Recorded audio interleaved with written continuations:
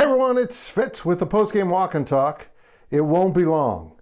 It just won't last long. Kansas State loses at TCU on Saturday, 82-68. Our Zach Carlson is in Fort Worth for us as coverage coming at GoPowercat along with the stuff from the guys back home, including me from here in the studio. And what do you say after that kind of beatdown? Just an awful day at the office for Kansas State. So much went wrong for the Wildcats, including effort, unfortunately. But it was a day where they couldn't make baskets and they couldn't stop turning the ball over, leading to some pretty shocking stats at the end of the game. Sure, Marquise Noel and Keontae Johnson got their points. I think they combined for 34, but they also combined for double-digit turnovers. And when your two big dogs have that little bite, it's going to be a long day. But how about this? TCU outscored Kansas State by 14 points in the paint, 18 points off turnovers. 12 points off second chance points. Giving up offensive rebounds has hurt this team all year. And 19 points on the fast break. That's right, Kansas State was outscored by 19 points on fast break. And we knew TCU was good in the open court, but we also knew K-State was good. On this day, TCU was a lot better. And I'll credit TCU for being incredibly focused. They went to Texas earlier in the week and they absolutely blew a huge lead and lost that game. They needed this one desperately, and they did make a statement. That's a really good TCU team. It's well put together. And the post presence TCU can offer gives K-State a lot of trouble. Big postmen will trouble this team because they just don't have a big physical presence in the paint. They need to try to outdo them with quicks, and the quicks weren't as quick as they needed to be on Saturday.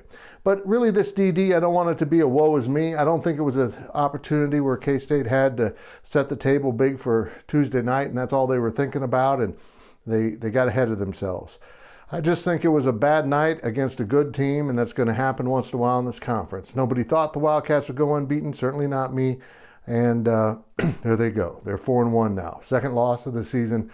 But Tuesday night does present a huge opportunity for Kansas State. Now, as I tape this, KU is playing Iowa State.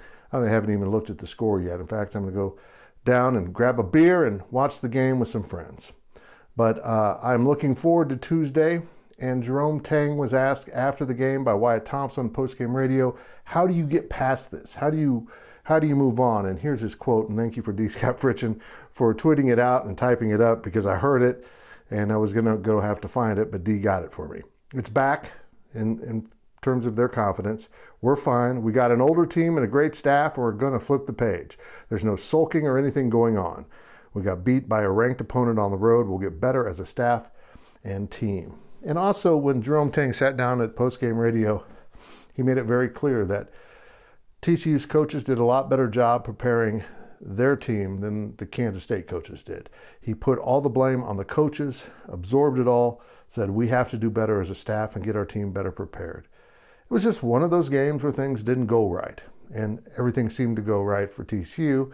And in normal circumstances, I might bring up the fact that TCU had 8 fouls called on it in the entire game. As an aggressive defensive performance by TCU, they must play the best ball swiping defense in the country to get 8 calls. But that was really not the problem for K-State. K-State was the problem. It just didn't work well at TCU. But doom awaits on Tuesday. Will the Cats get up for the Jayhawks? Oh yeah. Yeah, they will. Can they beat the Jayhawks? That's a different question. We'll find out. I know this, they got to play a hell of a lot better than they played in Frogland. And by the way, it's a lizard.